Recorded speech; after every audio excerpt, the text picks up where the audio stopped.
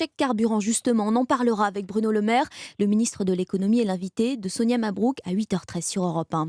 Un projet de loi pouvoir d'achat et surtout un crash test pour l'exécutif. Le texte sera étudié, décortiqué même par l'Assemblée nationale à partir du 18 juillet. Et déjà, hier, la Première ministre a préparé le terrain. Nous sommes prêts à entendre les propositions de chacun. Déclaration d'Elisabeth Borne lors de son discours de politique générale. Une main tendue, surtout aux Républicains, une force cruciale pour la majorité, Alexandre Chauveau. Oui, après avoir longuement insisté sur sa volonté de trouver des compromis avec les oppositions, c'est surtout aux 62 députés des Républicains qu'Elisabeth Borne s'est adressée. Le désordre et l'instabilité ne sont pas des options, dit-elle, comme pour prendre à témoin LR, qui revendique être un parti de gouvernement.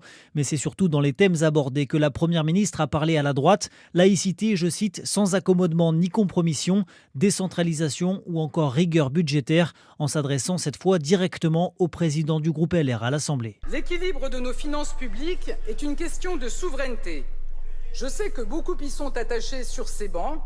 Nous en avons parlé justement, monsieur le président Marlex. Alors la Première ministre a répété cette formule oratoire avec tous les présidents de groupe, excepté Mathilde Panot et Marine Le Pen. Mais les clins d'œil aux Républicains se sont ensuite multipliés. Heures de travail obligatoires pour les bénéficiaires du RSA, réforme des retraites et surtout mise en valeur du travail et de l'entrepreneuriat.